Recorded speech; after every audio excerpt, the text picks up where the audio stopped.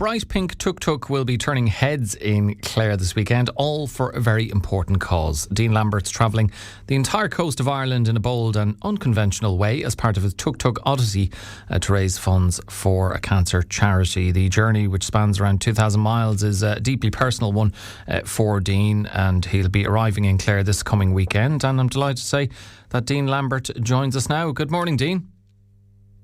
Good morning. Hi, Alan. Thanks very much for being with us. This is certainly not your average road trip. Why are you speaking to me from a pink tuk-tuk? How has this all come about? Oh, God, I don't know. So I started a thing called the Seaside Shenanigans Tour, which over about 10 series, I want to do the entire European coastline. I want to do it for a breast charity as well, so it's boot out breast cancer. So in September, I went around the entire UK on a little 125 motorbike, 4,197 miles, took 27 days, and sleeping in people's gardens for that one. So that was quite obscure. But then I was offered a tuk-tuk for the trip around Ireland because I want to do the UK, then the coast of Ireland, and then drop down into mainland Europe and do the entire European coastline, over about these 10 trips. Yeah, so that's how I've ended up in the tuk-tuk. But I only found out 2 days before I got it that it was going to be pink. But it does really suit the charity. So, yeah, I don't mind looking a bit mad. Yeah, the colour definitely suits charity. And as you say, it's for boot out breast cancer. I'm sure you were aware of what tuk-tuks were. But, Dean, had you ever tried to operate one before? And how have you found it so far? Has it been easy? Has it presented any challenges? A few. So I first saw one at the Dragon Rally in Wales last year. Well, there was two of them there. So when I got home, I looked up who was bringing them into the country, and it's a company called Tuk-Tuk UK. And when I looked at where they were based, they were basically 8 miles from where I live, so about 12 kilometres. So I got in touch with the guy, Rob Leggett, and asked if I could interview him for my YouTube channel, Monkey Dick's Adventures. That's DIX, Monkey Dick's Adventures. And so I interviewed him for that, and he let me have a quick try in one. And then he was watching me do the trip around the UK last September, and he offered to lend me one. He said, just insure it, and you can take one for a month. So, it just meant that I'd keep drier because I'm not out in the elements as much. So slightly wider turning circle than me motorbikes. And really catches the wind from time to time. So, and it's strange because you change gear on the like an old Vespa. So basically, you pull your clutch in and then twist your wrist to change from like first through to fourth. But it's got a reverse gear as well. Yeah, so it's been strange to get used to. But I'm 7 days into the 19-day trip now at Glen Garriff, and I'm getting more used to it. I think I'll buy it when I get home. I'd imagine, it has its pros and its cons when you're taking a trip like this, Dean. When you're heading along the coast of Ireland, and obviously biased, but a beautiful coastline. So I'm sure the slightly slower speed of a tuk-tuk, compared to a conventional vehicle, allows you to take all of that in a bit more. But because you're going at a slower speed, can that get frustrating at times, and can it present difficulties in terms of, if you're caught on roads and there's a bit of traffic behind you and there's nowhere to kind of pull over, and honking of horns behind you, all that kind of thing? Yeah, well, everyone's been fantastic up to now. I'll be honest, Alan, it's been great. I don't get frustrated at the speed because I've not had a big motorbike now for about 7 years, so I'm used to going a bit slower. But this is on another level. What I have found though is every time I'm on a road, I'm constantly looking at my rear view mirrors, and every time I see a car, I'll be looking for the next passing place or somewhere I can just pull right over, and I just indicate to the left and let them come flying past. And normally they're waving and and really happy to see the pink and white tuk-tuk. And in terms of speed, I mean, what is the top speed that a tuk-tuk can reach? Well, this one, 66 kilometres, and it's kind of like regulated. So when you get to 66 kilometres an hour, even if you're going downhill, it starts pushing back. It won't let you go any faster than that. And every time you come to an hill, like if you're going up an hill, it really slows right down. So, I've had a few times where I've been like down into second, but I'm sure in the mountains that I'm coming up to now, I might be down to first, I think. Yeah, I think there's no doubt about that. I did mention what sparked all of this off, not just the trip around Ireland, but the UK and obviously the impending one around continental Europe was, a personal story involving your own wife. Now, would you mind telling us, Dean? Obviously, thankfully, it didn't turn out to be as bad as maybe both of you had initially feared, but still, I can imagine until you did find out that it wasn't what you feared, there must have been a lot of worry, concern. Yeah, so she had a lump in a bladder, and they were saying basically it's looking very suspicious. It's looking like it is cancerous, but it didn't look too deep rooted. So for a couple of months, we went through the ringer a bit, because we didn't know what we was dealing with, and fortunately, it must have been about a month after they'd taken it out.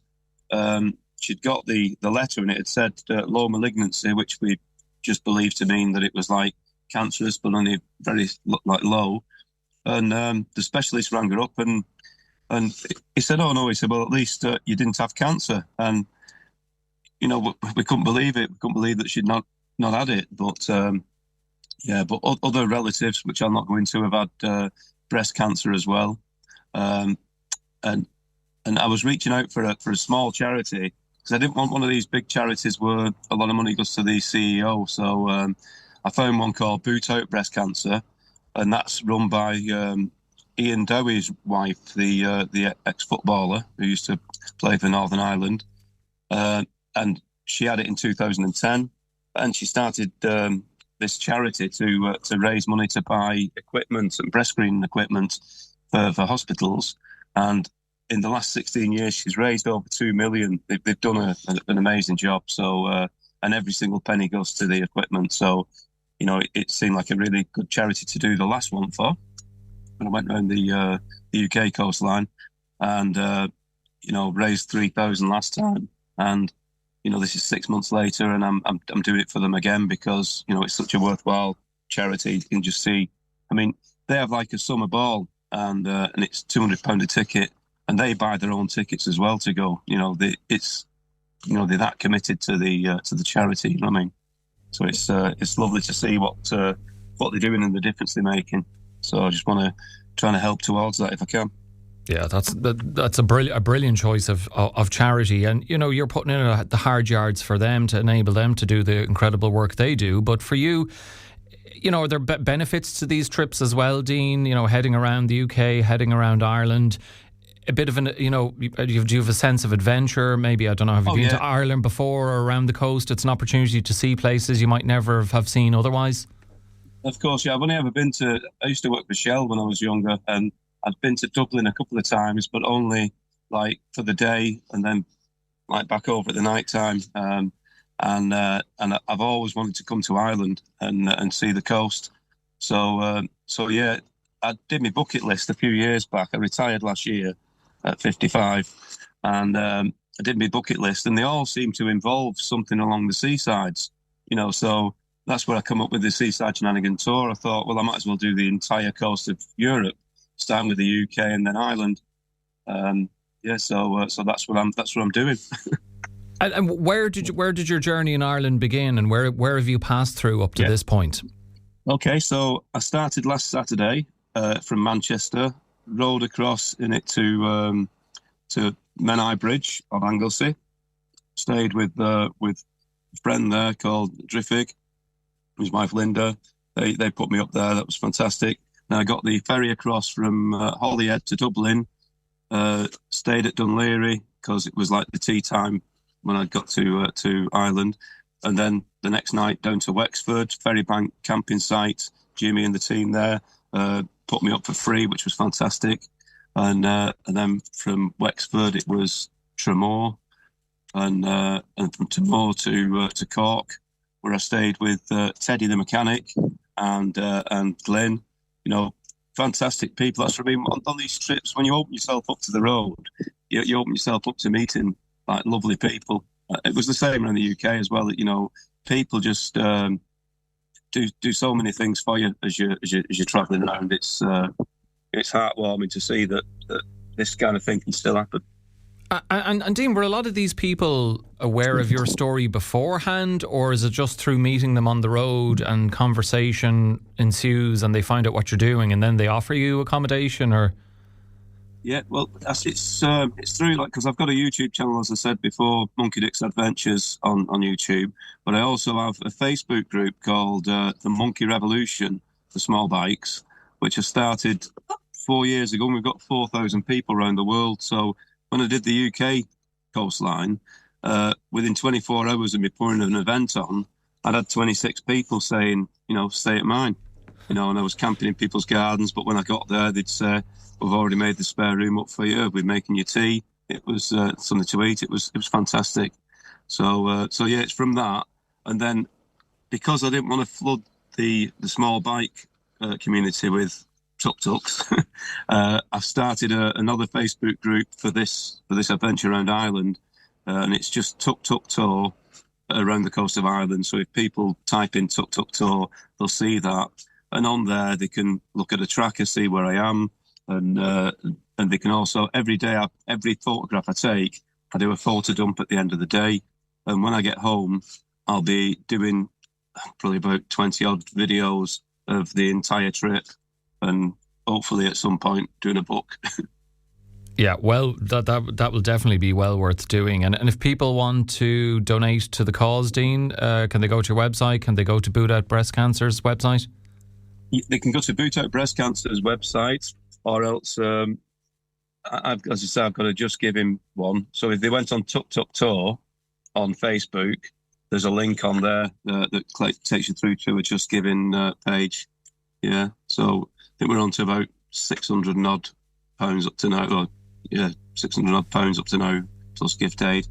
As I say, I felt a bit strange doing it a second time so soon, because, it's only 6 months since a lot of my friends and family and people I know donated. So, you don't like turning the screw 6 months later after more money, but, people have been really kind on the street and things like that, and took pictures of the tuk-tuk, which has got the Just Giving QR code on the side as well. So any pictures of you see of the tuk-tuk, you'll see the QR codes. And yeah. Okay, well, look, hopefully people will help out, and you're going to be hitting Clare on Sunday through to Monday, presumably passing along the coastline, so Kilkee, Lahinch, all those kind of places. Yeah, I'm trying to keep as close to the coast as I can. There's a couple of places that people said to me, don't go down that road because it's just a farm track. But, I'm going to try to do as much as I can. Got to try to make sure that I'm back round in Dublin for the 15th of April. I keep thinking May, but my wife will go mad if I'm another month. but yeah, just keep on going and meeting people. But the problem is, Alan, you've got so many beautiful places over here. I keep stopping all the time and taking pictures and looking around and chatting with people. So, yeah. That's lots of stories up to now. Yeah, you have to keep doing that just for yourself and for the stories as well, and that will add to the book that you do. Dean, we wish you the best with the rest of the trip through Clare. I'm sure you're going to get a great reception, as you will in every other place in Ireland that you visit along the coastline, and hopefully by the 15th of this month you've raised a lot of money, more money for Boot Out Breast Cancer. Brilliant idea, brilliant initiative, and we wish you well with the rest of it, and thanks so much for stopping for yet again to have a chat with us. No problem, and thank you very much to Clare FM for supporting me and supporting the cause. It's really good to see so many people helping Boot Out Breast Cancer, so thanks very much. No worries. Dean Lambert, thank you very much. Hopefully you get at least 2 dry days by the end of your journey as well. Dean Lambert with us on Morning Focus. I bet she's glad the tuk-tuk has a roof on it as opposed to the motorbike he took around the UK, given the weather we've had for 2026 so far.